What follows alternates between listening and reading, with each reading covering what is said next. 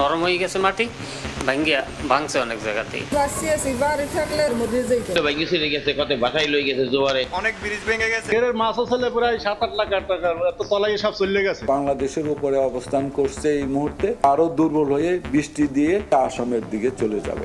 দুর্যোগপূর্ণ পরিস্থিতি স্বাভাবিক না হওয়া পর্যন্ত বাংলাদেশ আওয়ামী লীগের নেতা কর্মীদের জনগণের পাশে থাকার জন্য আমরা নির্দেশনা প্রদান করছি।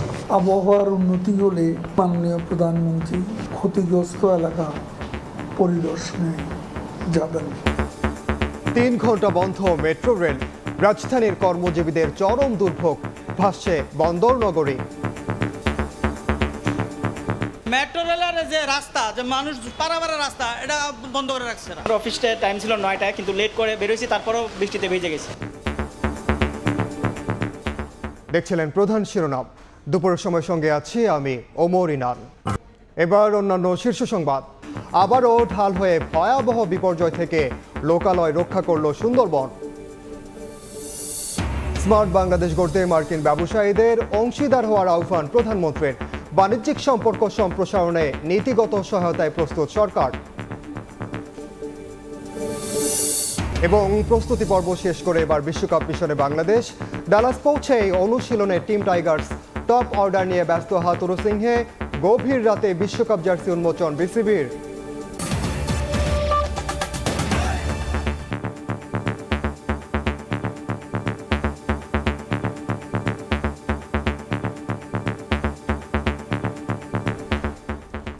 ঘূর্ণিঝড় রিমলের তাণ্ডবে তছনছ উপকূলীয় এলাকা, ঘরবাড়ি ভেঙে বিধ্বস্ত জনপদ।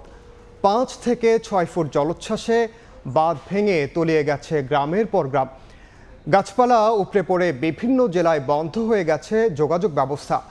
বিদ্যুৎ বিচ্ছিন্ন হয়ে পড়েছে অনেক এলাকা। এখন পর্যন্ত 5 জেলায় মারা গেছেন 10 জন।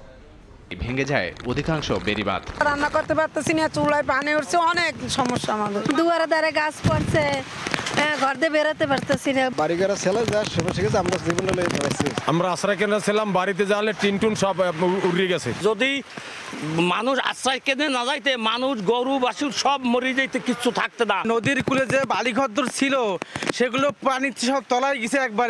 অনেক ডুবে গেছে, অনেক ব্রিজ ভেঙে গেছে। জোয়ারের পানিতে অনেক পুকুরের মাছ ভাসি গেছে, অনেক গরু ছাগল গাছ গোছা পড়ি নষ্ট হয়েছে। সময় মতন ব্যারিকেডটা করতো, তাহলে দেখা যাচ্ছে এই বন্যায় আমাদের এই ক্ষয়ক্ষতিটা হতো না। আজকে 3 দিন বিদ্যুৎ নেই, বিদ্যুৎও আমরা খুব কষ্ট। রিমলের সবশেষ পরিস্থিতি জানাতে এই মুহূর্তে সাতক্ষীরার শ্যামনগরে আছেন সহকর্মী তানজিম আহমেদ এবং পটুয়াখালীর কলাপাড়ায় আছেন সহকর্মী শাকিল মাহমুদ। শুরুতেই যাচ্ছে তানজিমের কাছে। তানজিম, সংকেত নামলেও বৃষ্টির বেগ বা বাতাসের গতি কোনোটাই কমেনি উপকূলীয় জেলা সাতক্ষীরাতে। রাত থেকে যে তীব্র বাতাস বইছিল সেটি কিন্তু আসলে এখনো অব্যাহত রয়েছে, এবং যে বৃষ্টি 24 ঘন্টার বেশি সময় ধরে বৃষ্টি হচ্ছে, এবং অতিরিক্ত যে জোয়ার ঘূর্ণিঝড়ের প্রভাব সবকিছু মিলে কিন্তু নদ নদীর যে পানি স্বাভাবিকের চেয়ে অনেক বেশি 3-4-5 ফুট পর্যন্ত বৃদ্ধি পেয়েছে। এর ফলে কিন্তু আসলে যে বিস্তীর্ণ এলাকা প্লাবিত হয়েছে। আমরা এই মুহূর্তে সাতক্ষীরা সবচেয়ে দুর্যোগপ্রবণ উপজেলার মধ্যে অন্যতম শ্যামনগর, সেখানে রয়েছে। শ্যামনগরে যে দাঁতিনাখালী এবং বড়কাটালি যে এলাকা, সেখানে যে বিভিন্ন ঘের রয়েছে, কয়েক হাজার বিঘার, শত শত মানুষের প্রতিটি ঘের কিন্তু আসলে প্লাবিত হয়েছে। আসলে ঠিক যে পরিমাণ বাতাস বইছে, আমরা দেখানোর চেষ্টা করছি যে বাতাসের বেগ এত বেশি তীব্র থেকে তীব্রতর হচ্ছে, এবং এর পাশে পানিও কিন্তু যে বাড়ছে। কিছু সময় আগেও যে পানিটা 2-1টি জায়গাতে আসলে আমাদের দৃষ্টিসীমায় আমরা যতটুকু দেখতে পাচ্ছি, সেখানে 2-1টি জায়গার যে বাঁধ, রিংবেড়ি বাঁধ যেটি, সেটি চোখে দেখা গেলেও এখন কিন্তু আসলে সবকিছু প্লাবিত হয়েছে, অর্থাৎ পানিতে মিশে একাকার হয়ে গেছে। এর ফলে যে মাছ ছিল ঘেরে, সাদা মাছ সহ বাগদা চিংড়ি, গলদা চিংড়ি, যে মাছ সাধারণ যারা স্থানীয় রয়েছেন, কৃষক রয়েছেন, চাষি রয়েছেন, তারা যে মাছ চাষ করতেন, সবকিছু কিন্তু আসলে মিশে একাকার হয়ে গেছে, এবং প্রতিটি ঘেরে আসলে মাছগুলো বের হয়ে গেছে, অর্থাৎ কার ঘেরে কোন মাছ আছে কেউ আসলে বলতে পারছেন না। এই জন্য যারা স্থানীয় রয়েছেন, যে মৎস্য চাষিরা রয়েছেন, তারা সম্মিলিতভাবে আসলে জাল খেউ দিয়ে, আসলে খেওলা জাল দিয়ে চেষ্টা করছেন কিছু মাছ ধরার, আসলে এক ধরনের সান্ত্বনা নেওয়ার চেষ্টা করছেন। তবে তারা রাতের পর থেকে ঘূর্ণিঝড়ের যে তীব্রতা ছিল, সে সঙ্গত কারণে বাইরে আসতে পারেনি সকাল থেকে, এবং গত 2 দিন থেকেও তারা চেষ্টা করেছিল আসলে ঘেরগুলো যেন অতিরিক্ত পানিতে তলিয়ে না যায়, সেজন্য তারা রিংবেড়ি বাঁধ মেরামত সহ নেট জাল দিয়ে চেষ্টা করেছেন ঘেরগুলোকে রক্ষা করার। কিন্তু আসলে যে পানির তীব্রতা এত বেশি বেড়ে যাওয়ার কারণে তাদের পক্ষে আসলে ঘেরগুলোকে রক্ষা করা সম্ভব হয়নি। এবং সেই দৃশ্যটি আসলে এখন সকালের পর থেকেই সামনে আসতে শুরু হয় এবং যেহেতু জোয়ারের পরে এটি আরও ব্যাপকতা ছড়িয়েছে। অর্থাৎ আমরা স্থানীয় জনপ্রতিনিধি থেকে শুরু করে যারা মৎস্য ব্যবসায়ী, ঘের মালিক, তাদের সাথে কথা বলেছি, তারা আমাদেরকে বলছেন যে এই ঘেরগুলো তলিয়ে যাওয়ার কারণে তাদের কিন্তু আসলে বেশ ক্ষতির মুখে পড়তে হচ্ছে আবারও, এবং এই ক্ষতির কারণ হিসেবে তারা বলছেন যে এই ক্ষতির কারণে তাদের কিন্তু পুনরায় যে বছরের মাঝামাঝি সময়ে এসে তাদের আবারও ক্ষতির মুখে পড়তে হচ্ছে। ধার দেনা করে তাদের যে মাছ ছেড়েছিলেন সেই মাছটা তারা তুলতে পারছেন না, এবং এর ফলে কিন্তু এক ধরনের তাদের মধ্যে অসহায়তা আমরা দেখতে পেয়েছি। তো সাতক্ষীরার উপকূলে যে মাছের ঘের সহ প্লাবিত হওয়ার খবর আমার কাছে এই ছিল সর্বশেষ। আমরা একটু যেতে চাই পটুয়াখালীতে, সেখানে রয়েছেন সহকর্মী শাকিল মাহমুদ, সরাসরি যাচ্ছি তার কাছে। রেমাল যে প্রবল শক্তি নিয়ে উপকূলীয় এলাকায় আঘাত করেছিল তা কিন্তু এখন ক্রমেই দুর্বল হচ্ছে। এরই মধ্যে কিন্তু আবহাওয়া অধিদপ্তর 10 নম্বর মহাবিপদ সংকেত থেকে নামিয়ে স্থানীয় সতর্ক সংকেত 3 দেখিয়ে যেতে বলেছে, এবং আমরা এই যে প্রভাব ঘূর্ণিঝড়ের সেটা অনেকটা কাটলেও কিন্তু এখন পর্যন্ত কিন্তু বাতাসের গতি কমেনি, এর পাশাপাশি কিন্তু বৃষ্টিও হচ্ছে। আমরা এই মুহূর্তে আছি পটুয়াখালীর কলাপাড়া উপজেলায়। এই কলাপাড়া উপজেলায় কিন্তু বেশ কয়েকটি বাঁধ ক্ষতিগ্রস্ত হয়েছে বলে কিন্তু আমরা এরই মধ্যে জানতে পেরেছি, এবং আপনারা দেখছেন যে ফসলি জমি এবং বসত ভিটায় কিন্তু জোয়ারের পানি উঠে গিয়েছে এবং এর ফলে কিন্তু ব্যাপক ক্ষয়ক্ষতি হয়েছে। আমরা কথা বলেছিলাম পানি উন্নয়ন বোর্ডের সাথে। পানি উন্নয়ন বোর্ড যেটা আমাদেরকে জানিয়েছে যে বরিশাল বিভাগে 3200 কিলোমিটার বিভিন্ন নদী এবং সমুদ্র ঘিরে বাঁধ আছে। এইসব বাঁধের মধ্যে 96 কিলোমিটার বাঁধ কিন্তু ঝুঁকিপূর্ণ, এবং এই যে ঝুঁকিপূর্ণ যে 96 কিলোমিটার বাঁধ আছে এরই মধ্যে কিন্তু মোট 60টি পয়েন্টকে চিহ্নিত করেছে পানি উন্নয়ন বোর্ড, এবং তারা বলছে এই 60টি পয়েন্টেই বিভিন্ন বাঁধে আসলে ক্ষয়ক্ষতি হয়েছে। তবে পানি উন্নয়ন বোর্ড এবং যারা উপকূলীয় যারা আছে বাসিন্দা, তাদের দাবি হলো যে সকল বাঁধ ক্ষতিগ্রস্ত হয়েছে তার অধিকাংশই কিন্তু এর আগে বিভিন্ন যে ঝড় বন্যা হয়েছে এর কারণে কিন্তু আগে থেকেই এসব বাঁধে ফাটল ধরেছে, এবং এই যে ঘূর্ণিঝড়টির যে প্রভাব, এই প্রভাবের পরে কিন্তু বাঁধ ভেঙে জোয়ারের পানি কিন্তু লোকালয়ে ঢুকে গিয়েছে, এবং এর ফলে কিন্তু যে স্থানীয় যে বাসিন্দারা আছে তাদের যে ঘর বাড়ি আছে সেগুলো কিন্তু পানির নিচে তলিয়ে গিয়েছে এবং ব্যাপক ক্ষয়ক্ষতি হয়েছে বলে কিন্তু তারা আমাদেরকে জানিয়েছে। আমি কথা বলছিলাম বরিশালের বিভাগীয় কমিশনারের সাথে, তিনি যেটা আমাদেরকে জানিয়েছে যে বরিশাল বিভাগে এই ঘূর্ণিঝড়ে কিন্তু বেশ কয়েকজন নিহত হয়েছে। তবে পানি উন্নয়ন বোর্ড এবং বরিশাল বিভাগীয় কমিশনার যেটা জানিয়েছে যে এখন পর্যন্ত কিন্তু যে ক্ষয়ক্ষতির যে পরিমাণ সেটা কিন্তু এখন পর্যন্ত তারা জানতে পারেনি। তবে দ্রুতই ক্ষয়ক্ষতির পরিমাণ, কি পরিমাণ ক্ষয়ক্ষতি হয়েছে তা কিন্তু তারা জানাবে বলে জানিয়েছে সংশ্লিষ্টরা। এই ছিল পটুয়াখালী থেকে আমার কাছে থাকা সবশেষ। ঘূর্ণিঝড় রেমালের সবশেষ পরিস্থিতি জানছিলাম আমরা পটুয়াখালী এবং সাতক্ষীরা থেকে। ঘূর্ণিঝড় রেমাল নিয়ে আলোচনায় এই মুহূর্তে স্টুডিওতে আছেন সহকর্মী রাশেদ বাপ্পি, যাচ্ছে তার কাছে। বাপ্পি, শুরুতে আপনাকে স্বাগত জানাচ্ছি। গতকাল থেকে আমরা দেখেছি যে সন্ধ্যা থেকে রেমালের তাণ্ডব শুরু হয়ে গেছে, এবং সন্ধ্যার পর থেকে আমরা বারবার বলছিলাম যে 5 থেকে 6 ঘন্টা দীর্ঘস্থায়ী হতে পারে এই রেমাল, এবং উপকূলে ব্যাপক তছনছ চালাবে। আসলে তাই হয়েছে, সারা রাত তো হয়েছে, সকাল থেকেও আমরা দেখতে পাচ্ছি এখন পর্যন্ত রেমালের তাণ্ডব কিন্তু উপজেলায় কিন্তু আমরা বেশ ভালোভাবেই দেখেছি। সবশেষ পরিস্থিতি আসলে কি? আসলে রেমাল তার যে বিধ্বংসী তাণ্ডব চালাবে যেটি বলা হচ্ছিল, যেটি আশঙ্কা করা হচ্ছিল, সেটি কিন্তু পুরোপুরি ফলে গিয়েছে। আপনি দেখবেন যে আমরা যে ধারণা করছিলাম বা আবহাওয়া যে ধারণাটা করছিল যে কত ঘন্টা স্থায়ী হবে, সেটি কিন্তু এখনো আছে, এখনো চলমান।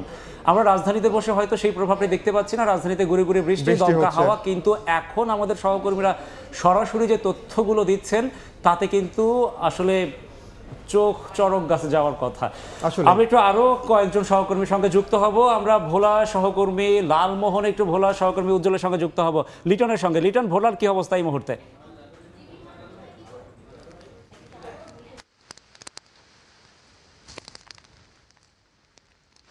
ঘূর্ণিঝড় রেমাল আঘাত হানার সময় যত বাড়ছে এখানকার ভোলার ক্ষয়ক্ষতির চিহ্ন তত বেরিয়ে আসছে, ক্ষয়ক্ষতির তথ্য তত আসছে। এ পর্যন্ত ভোলায় ঘর চাপা পড়ে এবং গাছের আঘাতে আমাদের 3 জন নিহত হওয়ার খবর আমরা জানতে পেরেছি। এর মধ্যে দৌলতখানে একজন শিশু এবং বুরহানুদ্দিনে এক কৃষক ও লালমোহনে এক গৃহিণী মারা গেছেন। আমরা অর্ধশতাধিক বিভিন্ন জায়গায় আহত হওয়ার খবর পেয়েছি। আর ক্ষয়ক্ষতির কথা যদি বলি, ভোলার মেঘনা এবং তেঁতুলিয়া নদী এবং বঙ্গোপসাগরের কূলে যে চর পুকুরি মুকরি ঢাল চর রয়েছে সেখানে ব্যাপক ক্ষয়ক্ষতি হওয়ার কথা আমরা জেনেছি। ঘূর্ণিঝড়ের কিন্তু আসলে যে বৈরী দুর্যোগপূর্ণ আবহাওয়া সেটা কিন্তু এখনো কাটেনি। আজকে গতকালকে যে বৃষ্টি এবং দমকা হাওয়া শুরু হয়েছে সেটা কিন্তু এখনো চলছে। এখনো এইখানে দমকা হাওয়া, টানা দমকা হওয়ার কারণে আসলে মানুষের জনজীবন বিপর্যস্ত হয়ে পড়েছে। কেউ কারোর সাথে যোগাযোগ করতে পারছে না। দ্বীপ জেলা ভোলায় আসলে গত 2 দিন ধরে বিদ্যুৎ বিচ্ছিন্ন রয়েছে, যোগাযোগ বিচ্ছিন্ন রয়েছে ভোলার মানুষ। আমরা জেলা প্রশাসন এবং উপজেলা প্রশাসনের সাথে কথা বলেছি।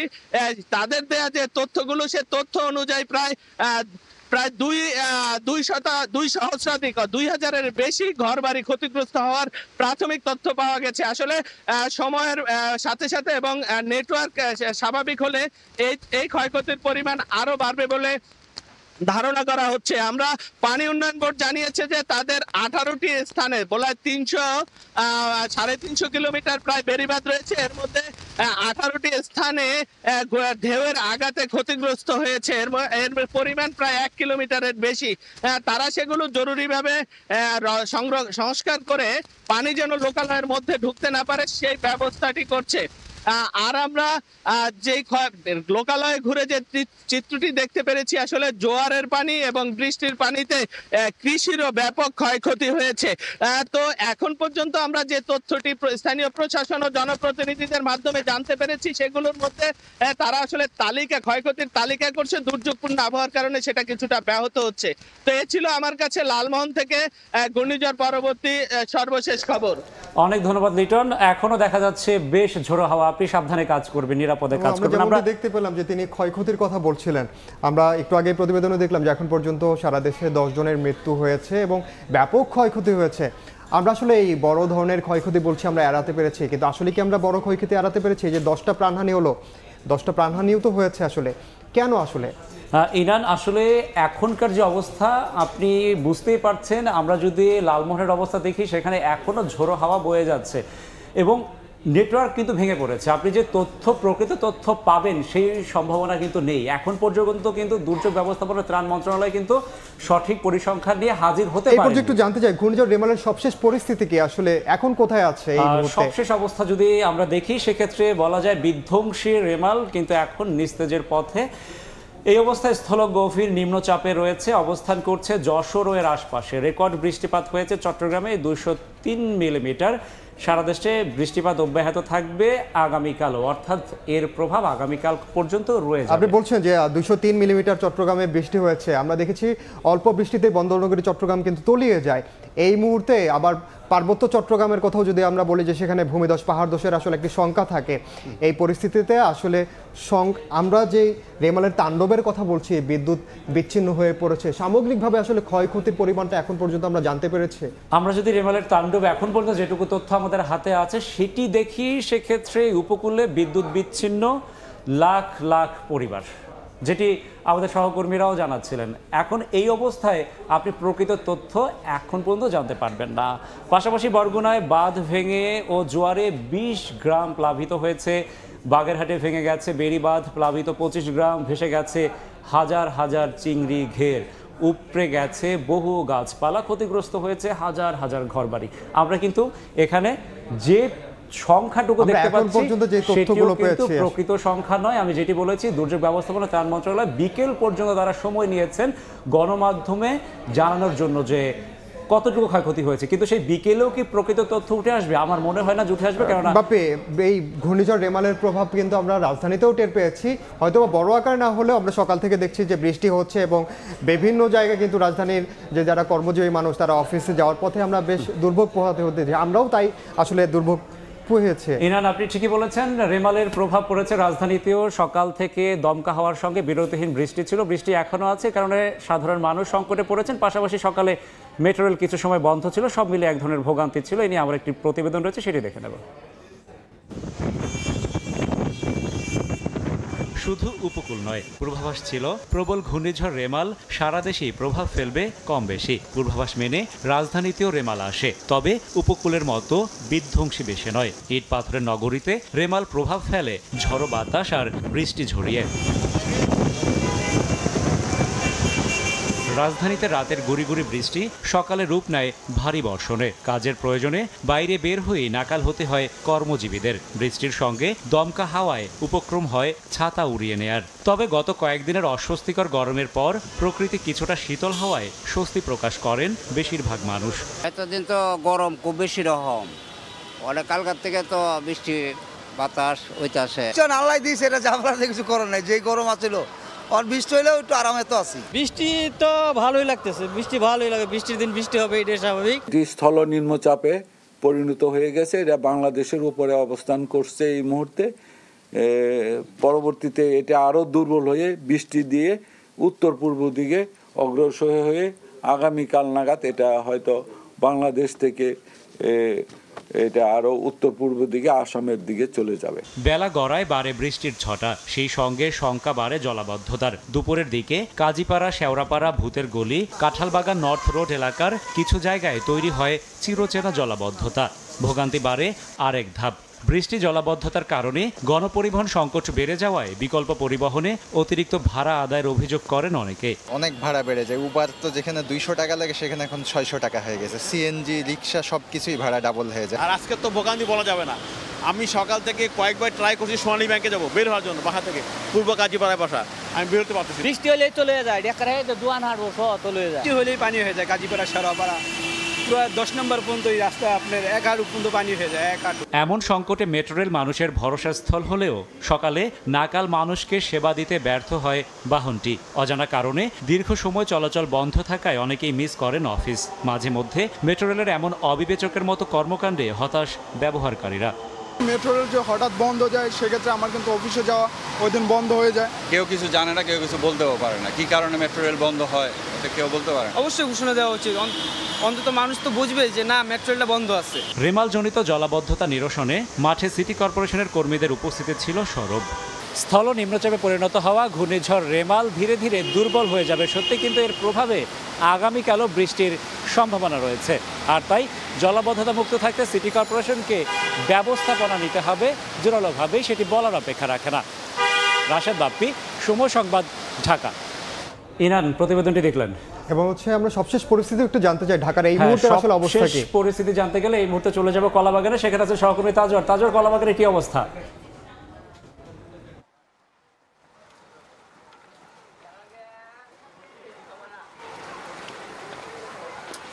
ঘূর্ণিঝড় রেমালের কারণে উপকূলীয় অঞ্চলে যে ক্ষতিগ্রস্ত হয়েছে সেটি আমাদের সহকর্মীরা আপনাদেরকে জানাচ্ছিল, এবং এই উপকূলীয় অঞ্চল দিয়ে এই রেমালের যে ঝোড়ো হাওয়া এবং জলোচ্ছ্বাস সেটি কিন্তু প্লাবিত করেছে বেশ কিছু অঞ্চল। তবে এর পাশাপাশি রেমালের যে ঝোড়ো হাওয়া সেটি কিন্তু 60 বর্গ কিলোমিটার ধরে কিন্তু এর প্রভাব রয়েছে বলে কিন্তু আবহাওয়া অধিদপ্তর আমাদেরকে গতকালই জানিয়েছিল, এবং সেই কারণে আজকে দেখা যাচ্ছে রাজধানীতে সকাল থেকেই অর্থাৎ ভোরবেলা থেকে কিন্তু প্রবল এবং মাঝারি বৃষ্টিপাত হচ্ছে, এবং সেই বৃষ্টিপাতের ফলে কিন্তু এই রাজধানীর বিভিন্ন এলাকা প্লাবিত হয়েছে বলা চলে, কারণ এখানে যে জলাবদ্ধতা সেটি দেখা দিয়েছে। বিশেষ করে এই কলাবাগান অঞ্চলে, আমরা এখন কলাবাগান এলাকায় আমরা অবস্থান করছি। এছাড়াও আমরা রাজধানীর মিরপুর অঞ্চলের কিছু খবর পেয়েছি যে এলাকাগুলো আসলে ব্যাপকভাবে এই পানির উঠে যাওয়ার কারণে প্রায় 2 থেকে 3 ফিট পানি উঠে যাওয়ার কারণে কিন্তু সেখানে জলাবদ্ধতা সৃষ্টি হয়েছে, এবং এই জলাবদ্ধতার কারণে যেটি দেখা যাচ্ছে যে এই অঞ্চলগুলো বা এই এলাকাগুলোর মানুষের ব্যাপক যে জনজীবন সেটি কিন্তু ব্যাহত হচ্ছে, এবং এখানে কিন্তু কোনো ধরনের 2-2.5 ফিট পানি উঠে যাওয়ার কারণে কিন্তু যেই মোটর ভেহিকেলগুলো আছে, যেগুলো যান্ত্রিক যে ভেহিকেলগুলো আছে সেগুলো কিন্তু চলাচল করতে পারছে না। অর্থাৎ এখান দিয়ে সিএনজি কিংবা অটোরিকশা কিংবা গাড়ি বা মোটরসাইকেল চলাচলের ক্ষেত্রে কিন্তু আমরা দেখেছি যে এই অঞ্চলগুলোতে আসার পরে সেগুলো পানি ঢুকে, সাইলেন্সারের মধ্যে পানি ঢুকে সেগুলো কিন্তু বন্ধ হয়ে যাচ্ছে। এছাড়াও এই এলাকাগুলোতে যেই দোকানপাটগুলো আছে সেখানে দোকানের ভেতরে পানি ঢুকে যাচ্ছে, ফলে যারা ব্যবসায়ীরা আছেন তারাও কিন্তু বলা চলে যে খুবই নাজুক অবস্থায় আছে, এবং বিভিন্ন বাসারও কিন্তু গ্যারেজে আমরা দেখেছি যে পানি উঠে গেছে, এবং নিম্ন যে নিচু এলাকায় নিচু অঞ্চলের নিচু যেই বাসাগুলো আছে সেই বাসাগুলোতে বিশেষ করে টিন শেড বা যেগুলো ছাপরা ঘর বলি আমরা, সেই বাসাগুলোতে কিন্তু মানুষের ব্যাপক ক্ষয়ক্ষতি হচ্ছে এবং তারা কিন্তু একেবারে স্থবির হয়ে পড়েছে জনজীবনে এমন বলা চলে। এবং এখানে দেখতে পাচ্ছেন আপনারা টেলিভিশনের পর্দায় যে 1 হাঁটু পানি জমেছে সকাল থেকে, প্রায় টানা 7-8 ঘন্টার বৃষ্টিপাতের ফলে কিন্তু 1 হাঁটু পানি জমেছে। 2-2.5 ফিট পানি জমার কারণে কিন্তু এই এলাকার মানুষের জীবন সেটি কিন্তু একেবারে স্থবির হয়ে পড়েছে। তো রাজধানী কলাবাগান থেকে এই ছিল আমার কাছে রেমালে যেই জলাবদ্ধতা সৃষ্টি হয়েছে রাজধানীতে তার সর্বশেষ খবরাখবর। ধন্যবাদ আজওয়ার। আমরা দেখছিলাম যে রাজধানীর কি অবস্থা, ঘরেও পানি ঢুকে গিয়েছে। আমরা আবার একটু উপকূলে ফিরবো। নোয়াখালীর হাতিয়ে আছেন সহকর্মী সাইফুল্লাহ কামরুল। নোয়াখালীর কি অবস্থা?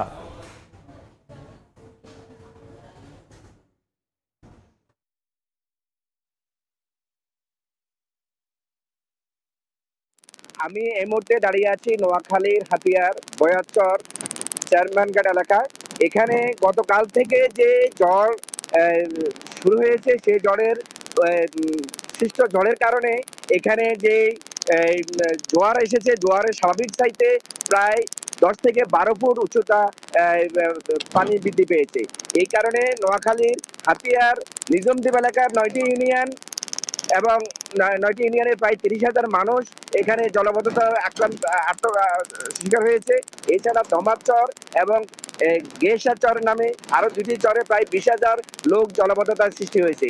নোয়াখালী 6 আসনের সংসদ সদস্য হাতিয়ার এমপি মোহাম্মদ আলী সাহেব তিনি আজকে লিখিতভাবে প্রধানমন্ত্রী দপ্তরে এবং ত্রাণ ও দুর্যোগ ব্যবস্থাপনা মন্ত্রণালয়ের মন্ত্রী মহোদয় বরাবরে জানাইছেন যে হাতিয়ার 50,000 মানুষ এখানে পানিবদ্ধ হয়ে অবস্থা আছে এবং এই জলোচ্ছ্বাসের কারণে হাতিয়ার প্রায় 307 শতাধিক পুকুরের মাছ ভেসে গেছে এবং হাতিয়ার অনেকগুলো মাছের ঘের ভেসে গেছে, যার কারণে ওখানকার মানুষ অনেকভাবে ক্ষতিগ্রস্ত হয়েছে। ঝড়ের তাণ্ডবে অনেকগুলো গাছ ভেঙে পড়েছে এবং অনেকগুলো ছোট ছোট ঘর ভেঙে পড়েছে। তাছাড়া গতকাল দুপুর থেকে অদ্যাবধি পর্যন্ত নোয়াখালীর উপকূলীয় 5টি উপজেলা বিদ্যুতের সংযোগ বিচ্ছিন্ন আছে, এখানে ইন্টারনেটের সংযোগ বিচ্ছিন্ন আছে, মানুষ স্বাভাবিক যোগাযোগ থেকে তারা ব্যাহত হচ্ছে। এই জন্য এখানকার মানুষ অনেকভাবে ক্ষতিগ্রস্ত হয়েছে। নোয়াখালী জেলা প্রশাসক দেওয়ান মাহবুবুর রহমান আমাদেরকে জানিয়েছেন যে কি পরিমাণ ক্ষয়ক্ষতি হয়েছে তারা সংশ্লিষ্ট কর্মকর্তাদেরকে নির্দেশ দিয়েছেন। সংশ্লিষ্ট কর্মকর্তাগুলো বিভিন্ন এলাকা গিয়ে ক্ষয়ক্ষতি নির্ণয় করার চেষ্টা করতেছেন। নোয়াখালী জেলার ত্রাণ ও দুর্যোগ ব্যবস্থাপনার যিনি কর্মকর্তা আছেন তিনি আমাদের জানিয়েছেন যে আজ বিকেল 2টা পর্যন্ত তারা এখনো বিভিন্ন উপজেলা থেকে ক্ষয়ক্ষতির কোনো সুনির্দিষ্ট তালিকা পায়নি, যার কারণে আসলে কি পরিমাণ ক্ষতিগ্রস্ত হয়েছে বা কি পরিমাণ মানুষ ক্ষতিগ্রস্ত হয়েছে তারা জানেনি। এখানকার নোয়াখালী যিনি বন বিভাগের দায়িত্বে আছেন বিভাগীয় বন কর্মকর্তা তিনি জানিয়েছেন যে সেখানেও অনেকগুলো কাজ করছে, তারা এখনো তালিকা পায়নি। তো সব মিলে এখন বিদ্যুৎ এবং না থাকার কারণে এখানকার মানুষ বেশি ক্ষতিগ্রস্ত হচ্ছে। এই ছিল নোয়াখালীর হাতিয়া থেকে আমার কাছে সর্বশেষ সংবাদ। অনেক ধন্যবাদ কামরুল, সাবধানে কাজ করবেন। আমরা দেখছি এখনো পরিবেশ কিন্তু অনুকূলে আসেনি, এখনো বৈরী পরিবেশ, প্রতিকূল পরিবেশ রয়েছে। এর মধ্যে সহকর্মীরা যেটুকু তথ্য দিচ্ছেন অবশ্যই তাদের প্রতি আমাদের কৃতজ্ঞতা। পাশাপাশি আমরা আরো কয়েকটি দুর্যোগ প্রবণ এলাকার খবর শুনবো। আপনি ইনান বলছিলেন যে চট্টগ্রামে পাহাড় ধসের সংখ্যা কিন্তু হয়, পাশাপাশি জলবদ্ধতাও হয়। আমরা একটু চট্টগ্রাম এবং বরিশালে যুক্ত হবে। এই মুহূর্তে চট্টগ্রামে আছেন সহকর্মী পার্থ প্রতিম বিশ্বাস এবং বরিশালে অপূর্ব আপু। শুরুতে যাচ্ছি পার্থর কাছে। পার্থ, চট্টগ্রামের কি অবস্থা এই মুহূর্তে?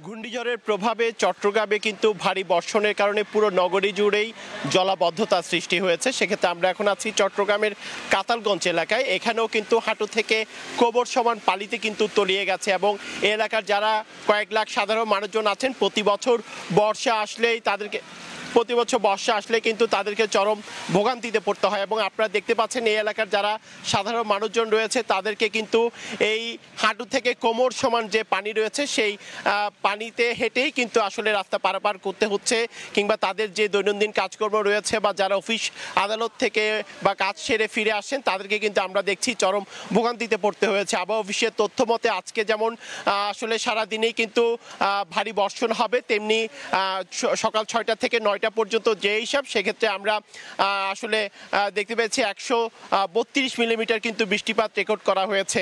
আসলে এই চট্টগ্রামের যারা সাধারণ মানুষজন রয়েছে তারা অভিযোগ করে বলছেন প্রতি বছর বর্ষা আসলে বন্দরনগরী চট্টগ্রাম পানির নিচে তলিয়ে যাবে, এখানে যে দোকানগুলো রয়েছে সব পানির নিচে তলিয়ে যাবে, সেটিই যেন এখন অনেকটাই স্বাভাবিক ঘটনা হয়ে দাঁড়িয়েছে। কিন্তু কোনোভাবেই এই পানি থেকে সাধারণ মানুষের যেন পরিত্রাণ নেই। জলাবদ্ধতা নিরসন প্রকল্পের আওতায় প্রায় 4,000 কোটি টাকার প্রকল্পের কাজ চলছে, এর মধ্যে ইতিমধ্যে 8,000 কোটি টাকার প্রকল্পের কাজও প্রায় শেষ, কিন্তু এর সুফল কিন্তু নগরবাসী কোনোভাবেই পাচ্ছেন। এবং আমরা দেখছি প্রতি বছর বর্ষা আসলেই সাধারণ মানুষজন কিন্তু পানিতে তলিয়ে যাচ্ছে এবং জলাবদ্ধতার কারণে সাধারণ মানুষ চরম ভোগান্তিতে পড়ছে। তো এই ছিল আমার কাছে এখনো পর্যন্ত নগরীর কাতালগঞ্জ এলাকা থেকে এখানকার সর্বশেষ খবর। আমরা যাচ্ছি বরিশালে, সেখানে আছেন আমাদের আরেক সহকর্মী অপূর্ব অপু। টানা মুষলধারায় বৃষ্টি হচ্ছে বরিশালে। কিছুক্ষণ আগেও বরিশালের বিভাগীয় কমিশনার শওকত আলীর সাথে আমার কথা হয়েছে, তিনি জানিয়েছেন বরিশাল বিভাগে এখন পর্যন্ত 7 জনের প্রাণ গেছে। বরিশালে 3 জন, ভোলায় 3 জন এবং পটুয়াখালীতে 1 জন মানুষ প্রাণ গেছে এই ঘূর্ণিঝড় রেমালের তাণ্ডবে।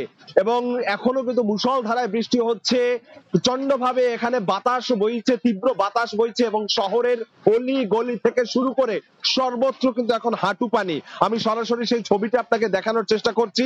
হাঁটু পানিতে ছেয়ে রয়েছে এই শহর এবং বরিশালের নদ নদী যতগুলো রয়েছে প্রত্যেকটি নদ নদীর পানি কিন্তু এখন বিপদ সীমার উপর থেকে প্রবাহিত হচ্ছে। বিশেষ করে আমি যদি বলি যে শহরের অলিগলি তো রয়েছে, সাথে সাথে বিভিন্ন বাসাবাড়ি, নিম্নাঞ্চলের বাসাবাড়িতে এখন তলিয়ে গেছে, মানুষ গৃহবন্দী হয়ে রয়ে গেছে। আমার কাছে যতটুকু তথ্য রয়েছে প্রায় 30,000 মানুষ এই মুহূর্তে পানিবন্দী হয়ে গৃহবন্দী হয়ে রয়েছেন এবং প্রচুর পরিমাণে ফসলি জমি ক্ষেত নষ্ট হয়েছে। আসলে এখন পর্যন্ত নিরূপণ করা যাচ্ছে না কি পরিমাণ ক্ষয়ক্ষতি হয়েছে, তবে এই তাণ্ডব যেটি হয়েছে, রেমাল যেভাবে চোখ রাঙানি দিয়েছে তাতে সেই সংখ্যা কিন্তু অনেক হয়ে গেছে। এবং ঠিক বরিশালের আপনি জানেন যে আজকে যে খবরটি জানাচ্ছিলাম যে 2 জন বরিশাল শহরের 2 জন মানুষ মারা গেছে এবং বাকেরগঞ্জে 1 জন মারা গেছে। প্রচন্ড বাতাস বইছে। আমার কাছে বরিশাল শহর থেকে আসলে সবশেষ এতটুকুই খবর ছিল, পরবর্তী খবরে আরো বিস্তারিত খবর জানানোর চেষ্টা করব। অনেক ধন্যবাদ অপু। আমরা সরাসরি যুক্ত হয়েছিলাম চট্টগ্রামের পার্থপ্রতিম বিশ্বাসের সঙ্গে এবং বরিশালের অপূর্বপুর সঙ্গে, কিন্তু তাদের যে এই যে সরাসরি সম্প্রচার তার থেকে দিলেন একটি কথা বলা চলে, এটি তো গেল ঘূর্ণিঝড়ের প্রভাবে অনেক বেশিক্ষণ বৃষ্টি, তাতেই অবস্থা। আর গুড়ি গুড়ি বৃষ্টি যখন হয় তাতেও কিন্তু এটাকে অপরিকল্পিত নগরায়ন কিন্তু বলা যায়। নগর এবং বরিশালের কথাও নয়, আবার আমরা যদি ঘূর্ণিঝড় রেমালের প্রভাবে ফিরি, আমরা যত বড় আকারে আসলে এটি আঘাত হানার কথা ছিল, আমরা আসলে বেঁচে গেছি বলা হচ্ছে সুন্দরবনের কারণে, এবং সুন্দরবন এবারও আমাদের রক্ষা কবচ হিসেবে আসলে দাঁড়িয়েছে। ঠিকই বলেছেন, এই প্রতি বছর এরকম ঘূর্ণিঝড় আসে এবং ঘূর্ণিঝড় যখনই আসে ঢাল হয়ে রক্ষা কবচ হয়ে দাঁড়িয়ে যায় সুন্দরবন। যদিও কিছুদিন আগে সুন্দরবনে কিন্তু আগুন লেগেছে, সেই খবর আমাদের আছে। সুন্দরবনকে রক্ষা করতে হবে আমাদের সবাইকে। সহকর্মী আব্দুল আল মামুন রুবেলের একটি প্রতিবেদন রয়েছে, সেটি দেখে নেব। সুন্দরবনের গা ঘেঁষে বেড়ে উঠেছে দক্ষিণের 3 উপকূলীয় জেলা খুলনা, বাগেরহাট ও সাতক্ষীরা। 3 জেলার গা ঘেঁষে মাঝখানে অবস্থান সুন্দরবনের। যুগের পর যুগ দেশে ঘূর্ণিঝড় সহ অধিকাংশ প্রাকৃতিক দুর্যোগে প্রথম আঘাতটা হয় এই বনের উপর দিয়ে। তবে লাখ লাখ গাছ দিয়ে ঝড়ে সৃষ্ট 100 কিলোমিটারের বেশি বাতাসের গতিবেগ কমিয়ে দেয় সুন্দরবন। রোববার রাত থেকে ভয়াবহ রূপ দেখাতে শুরু করে রেমাল। আঘাত হানার পর বিভিন্ন স্থানে বেড়িবাঁধ ভেঙে প্লাবিত হয়েছে গ্রাম। বিশেষজ্ঞদের মতে ভয়ানক রেমালকে অনেকটা সামলেছে এই বনই। রেমাল যখন আক্রমণ করলো, আক্রমণ করার সাথে সাথে সে জোয়ারের পানি নিয়ে আসে এবং বাতাস নিয়ে আসে, কিন্তু বারবার এই 100 কিলোমিটারের সুন্দরবনের প্রশস্ততা, মানে আমি দক্ষিণ থেকে উত্তর পর্যন্ত বলছি, এই প্রশস্ততা ডিঙিয়ে সে তার বায়ু প্রবাহের যে গতিমাত্রা তাকে সে কমিয়ে দিয়ে পুরোপুরিভাবে জনপদকে সে রক্ষা করেছে। অর্থনৈতিক এবং সামাজিক বিবেচনায় সুন্দরবন জনপদ রক্ষা করে জানিয়ে এর প্রতি আরও যত্নবান হওয়ার আহ্বান বিশেষজ্ঞের। সুন্দরবন যদি না থাকতো তাহলে এই ঘূর্ণিঝড় শুধুমাত্র এবারের ঘূর্ণিঝড় না, এর আগে থেকে আমরা যত ঘূর্ণিঝড় আমরা দেখেছি সমস্ত ঘূর্ণিঝড়ে কিন্তু এই সুন্দরবন বাংলাদেশের এই দক্ষিণ পশ্চিমাঞ্চল এবং দক্ষিণ অঞ্চলের মানুষের জনপদকে রক্ষা করেছে একেবারে মায়ের মতো করে। গত এক যুগে দেশের দক্ষিণাঞ্চলের উপর দিয়ে ছোট বড় অন্তত 10টি ঘূর্ণিঝড় আঘাত হানে। আব্দুল্লাহ আল মামুন রুবেল, সময় সংবাদ, খুলনা। ইনান, প্রতিবেদনটি দেখছিলেন এবং আমি যদি একটি মোটা দাগের একটু কথা আপনাকে মনে করে দিতে চাই, শুরুর দিকে আমরা কথা বলছিলাম যে কত আসলে ক্ষয়ক্ষতি হয়েছে, কিন্তু আপনি খেয়াল করেছেন যে বিপুল সংখ্যক মানুষ কিন্তু আশ্রয় কেন্দ্রে গেছে এবং যে কারণে আমরা বলছি যে প্রায় সরকার হিসেবে 8 লাখের মতো মানুষ আশ্রয় কেন্দ্রে গিয়েছেন এবং নিতে পেরেছেন। সেই কারণে কি আসলে ইতিবাচক দিক, সুন্দরবন যেভাবে রক্ষা কবচ হিসেবে কাজ করছে ঠিক তেমনি অনেক বেশি মানুষকে সাইক্লোন শেল্টারে পাঠাতে পেরে, আশ্রয় কেন্দ্রে পাঠাতে পেরেও কিন্তু অনেকটা ক্ষয়ক্ষতি কমানো গেছে। আমরা এখন পর্যন্ত আমাদের কাছে যে তথ্য আছে তাতে 10 জন মারা গিয়েছে এমন খবর আমরা জানি, তবে হয়তো আরও তথ্য আমাদের হাতে আসবে, কিন্তু আরো বড় বিধ্বংসী আকার ক্ষতি হতে পারতো, আরো মানুষের আসলে এখানে একটা বিষয় আছে, মানুষের মধ্যে যে অনীহা সেটা আসলে বিভিন্ন সময় যে পূর্বাভাসের যে মিসলিড করা হয়, বিভিন্ন বিভ্রান্ত করা হয়, সে কারণেও আসলে অনেক সময় মানুষ আশ্রয় কেন্দ্রে যেতে চায় না। তবে প্রযুক্তির উন্নয়নের কারণে আমরা অনেক আগে থেকে কিন্তু এই ঘূর্ণিঝড়ের খবরগুলো পাই। এখন মানুষ যদি সচেতন হয়ে আশ্রয় কেন্দ্রগুলো চলে যায় সেক্ষেত্রে কিন্তু হতাহত কমিয়ে রাখা সম্ভব। বাপি, আপনাকে অসংখ্য ধন্যবাদ আমাদের সঙ্গে যুক্ত হওয়ার জন্য। আপনাকে ধন্যবাদ। এদিকে ঘূর্ণিঝড়ের প্রভাবে শাহজালাল ও চট্টগ্রাম বিমানবন্দরে ফ্লাইট পরিচালনা ব্যাহত হয়েছে। এতে বিমানবন্দরে আসা যাত্রী ও স্বজনরা পড়েছেন চরম ভোগান্তিতে। সোমবার ভোর রাত থেকে দুপুর পর্যন্ত ফ্লাইট ওঠানামায় বিঘ্ন ঘটে। শাহজালাল বিমানবন্দর কর্তৃপক্ষ জানায় এখন পর্যন্ত 24টি ফ্লাইট পরিচালনা ব্যাহত হয়েছে। এর মধ্যে ডেল্টা, ইন্ডিগো, এয়ার ইন্ডিয়া ও জাজিরা এয়ারলাইন্সের মুম্বাই, মালয়েশিয়া, কলকাতা ও কুয়েতগামী 10টি ফ্লাইট বাতিল হয়েছে। উন্নত সমৃদ্ধ স্মার্ট বাংলাদেশ গড়তে মার্কিন ব্যবসায়ীদের অংশীদার হওয়ার আহ্বান জানালেন প্রধানমন্ত্রী শেখ হাসিনা। তিনি বলেছেন, বাণিজ্যিক সম্পর্ক সম্প্রসারণে নীতি সহায়তা নিয়ে প্রস্তুত বাংলাদেশ। সকালে গণভবনে ইউএস বাংলাদেশ বিজনেস কাউন্সিলের উচ্চ নির্বাহী প্রতিনিধি দলের সঙ্গে বৈঠকে এ কথা জানান সরকার প্রধান। গেল 1.5 দশকে সরকারের নীতিগত সহায়তা আর দীর্ঘমেয়াদী উন্নয়ন পরিকল্পনায় বদলে গেছে দেশের অবয়ব। অবকাঠামো খাতে একের পর এক মেগা প্রকল্পের বাস্তবায়নে, বৈশ্বিক বিনিয়োগের মানচিত্রে নতুন সম্ভাবনা এখন লাল সবুজের বাংলা। বিনিয়োগের এমন বহু ক্ষেত্র নিয়ে বিস্তৃত পরিসরে এবার বৈঠক হলো যুক্তরাষ্ট্রের ব্যবসায়ীদের সঙ্গে। সোমবার সকালে গণভবনে প্রধানমন্ত্রী শেখ হাসিনার সঙ্গে সাক্ষাৎ করেন ইউএস বাংলাদেশ বিজনেস কাউন্সিলের উচ্চ পর্যায়ের প্রতিনিধি দল। উঠে আসে বিনিয়োগের নানা বিষয়। সরকার প্রধান বাংলাদেশের বিনিয়োগ পরিস্থিতি তুলে ধরে বক্তব্য রাখেন। তিনি বলেন, পুরো অঞ্চলের মধ্যে বিনিয়োগ খাতে সবচেয়ে বেশি নীতিগত সুবিধা নিশ্চিত করছে Bangladesh. Bangladesh has the most liberal investment policy status in the region. Its increased connectivity and neighboring countries makes it an ideal place for investment and trade in the region and beyond. মার্কিন বিনিয়োগ ও বাণিজ্যের মাধ্যমে স্মার্ট বাংলাদেশের যাত্রাপথে যুক্তরাষ্ট্রকে দীর্ঘমেয়াদে পাশে থাকার আহ্বান জানান প্রধানমন্ত্রী শেখ হাসিনা। বলেন, অর্থনৈতিক ও বাণিজ্যিক সম্পর্ক দৃঢ় করাই লক্ষ্য।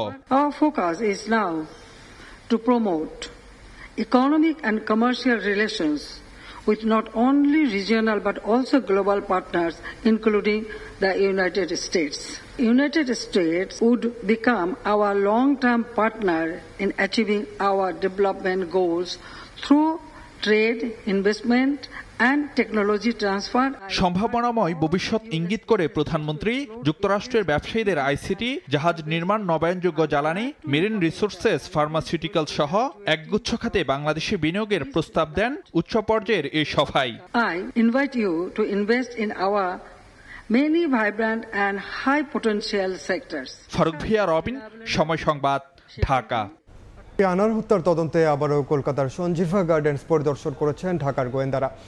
মরদেহের পাশাপাশি হত্যার আলামত উদ্ধারকে এই মুহূর্তে সবচেয়ে বেশি গুরুত্ব দেওয়া হচ্ছে বলে জানান ডিএমপির গোয়েন্দা প্রধান Harunur Rashid. Place of occurrence যেখানে হয়েছে সেটা কিন্তু আমরা ভিজিট করেছি। আমরা গতকালও গিয়েছি, আজকেও আমরা আসামিকে নিয়ে আমরা টিআই প্যারেড করেছি। অ্যাকচুয়ালি কোন রুমটাতে কোন জায়গাটাতে ঘটনাটি ঘটেছে, অপরাধীরা যে জায়গাটাতে লাশটা ফেলেছে বলেছেন, আমরা সে খালে এসেছি। আমরা খালটাও পরিদর্শন করছি এবং সেখানে কিভাবে যদি এখানেই ফেলে থাকে তাদের কথা মতো আমরা উদ্ধার করার জন্য আমরা কলকাতা পুলিশের সাথে আমরা একসাথে এখানে এসেছি। দৈনন্দিন ব্যয়ে স্বস্তি মিললেই বাজেট নিয়ে খুশি সাধারণ মানুষ। আসছে বাজেট নিয়ে যে আগাম বাড়তে পাওয়া যাচ্ছে তাতে দ্রব্যমূল্য নিয়ন্ত্রণে রাখতে গত বছরের চেয়ে এবার বাড়ানো হতে পারে মূল্যস্ফীতির লক্ষ্যমাত্রা। অর্থ মন্ত্রণালয় আর এনবিআরের নানা সূত্রের তথ্য 2024-25 অর্থ বছরের জন্য আসছে 7,96,900 কোটি টাকার বাজেট, যা চলতি অর্থ বছরের প্রস্তাবিত বাজেটের চেয়ে 35,115 কোটি টাকা বেশি। বলা হচ্ছে এবারের বাজেটে বিশেষ গুরুত্ব পাবে শিক্ষা, স্বাস্থ্য আর কৃষি। যদিও আগামী অর্থ বছরের জন্য 2,65,000 কোটি টাকার বার্ষিক উন্নয়ন কর্মসূচি এডিবিতে তৃতীয় স্থান পেয়েছে শিক্ষা। বরাদ্দ মিলেছে 31,529 কোটি টাকা। সমালোচনার মুখে থাকা স্বাস্থ্য খাত 20,683 কোটি টাকা নিয়ে আছে পঞ্চম স্থানে, আর 13,220 কোটি টাকা বরাদ্দ নিয়ে কৃষি আছে 7 নম্বরে। বাজেটের এই আকারকে দেশীয় অর্থনীতির বর্তমান অবস্থা বিবেচনায় বাস্তবসম্মত বললেও অর্থনীতিবিদদের কাছে বাহবা পাচ্ছে না সরকারের মূল্যস্ফীতির লক্ষ্যমাত্রা। চলতি বাজেটে মূল্যস্ফীতির লক্ষ্যমাত্রা ছিল 6%, যা আসন্ন বাজেটে 0.5% বাড়বে। কিন্তু বর্তমানে দেশে মূল্যস্ফীতির হারই বিরাজ করছে 9.74%। ফলে মূল্যস্ফীতি নিয়ে সরকারের পরিকল্পনা কতটা বাস্তবসম্মত হবে? আমরা এত কঠোর সংকোচনমূলক মুদ্রানীতি যেটা বজায় রাখছি, এরপরেও কিন্তু এই খাদ্য মূল্যস্ফীতি বা ওভারঅল যে আমাদের মূল্যস্ফীতি রয়েছে সেই সার্বিক মূল্যস্ফীতিও কিন্তু আমরা কমাতে পারছি না। বাজেটের আকার যাই হোক, সংকোচনশীল নীতিতে চলার ইঙ্গিত দিয়ে জিডিপির প্রবৃদ্ধি লক্ষ্যমাত্রা 7.5 থেকে নামিয়ে আনা হতে পারে 6.75%। এমন অবস্থায় মূল্যস্ফীতির উপর সরকারের নিয়ন্ত্রণ কতটা থাকবে সেটির উপর নির্ভর করবে মানুষের পরবর্তী দিনগুলোর ব্যয়ের হিসাব। লোন আনতে পান্তা ফুরাইয়া যাচ্ছে আমাদের। বাজেটটা যেন সর্বোচ্চ গুরুত্ব দেওয়া হয় দ্রব্যমূল্য নিয়ন্ত্রণ। এতগুলো সাধারণ মানুষের বাজেট কেন্দ্রিক প্রত্যাশা। বিপরীতে ব্যবসায়ীদের তাগিদ, কর্পোরেট কর হার কমানোর ইঙ্গিত দেয়া এবারের বাজেটে অর্থব্যয়ের নীতি কৌশল এমনভাবে সাজানো উচিত যাতে তারা সরকারের লক্ষ্যমাত্রা পূরণে ভূমিকা রাখতে পারেন। ব্যবসা বান্ধব বাজেট না হলে আসলে আমাদের পক্ষে অর্থনীতির অগ্রগতি ধরে রাখাটা খুব কষ্ট হয়ে যাচ্ছে। আসন্ন বাজেটে মোট ভর্তুকি 90,000 কোটি টাকার মধ্যে 35,000 কোটি টাকায় যেতে পারে এডিবি বরাদ্দের দ্বিতীয় শীর্ষে থাকা বিদ্যুৎ জ্বালানি খাতে। ফরহাদুর রহমান, সময় সংবাদ, ঢাকা। খেলার খবর। প্রস্তুতি পর্ব শেষ করে এবার বিশ্বকাপ মিশন শুরু বাংলাদেশে। টেক্সাসের ডালাস শহরে পৌঁছে প্রথম দিনেই ম্যাচ ভেন্যুতে অনুশীলন করেছেন টাইগাররা। গতকালই হিউস্টন ছেড়ে ডালাসে পৌঁছায় টিম বাংলাদেশ। আগামীকাল নিজেদের প্রথম প্রস্তুতি ম্যাচের আগে তারা চালিয়ে নিয়েছেন নিজেদের টপ অর্ডার ব্যাটারদের নিয়ে আলাদা করে কাজ করেছেন হাথুরু এবং স্টাফরা। নেটে বেশ অনেকটা সময় কাটান লিটন, সৌম্য এবং তানজিদ। তামিম বোলিংয়ে নিজেদের স্কিল নিয়ে কাজ করেছেন স্পিনাররাও, সঙ্গে ছিলেন মুশতাক আহমেদ। এদিকে গতকাল গভীর রাতে বিশ্বকাপের জার্সি উন্মোচন করে বিসিবি। পরে আইসিসির আনুষ্ঠানিক ফটো সেশনে অংশ নেন ক্রিকেটাররা। সেখানে নিজেদের মধ্যে খুনসুটিতে মেতেছিলেন সবাই। ছবি তোলার পাশাপাশি আইসিসির জন্য অটোগ্রাফও দেন তারা।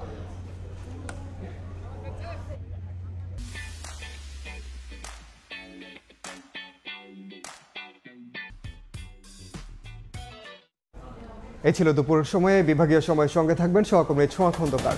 ধন্যবাদ ইনান। বিভাগীয় সময় নিয়ে ফিরছি কিছুক্ষণ পর, সঙ্গেই থাকুন সময়ের।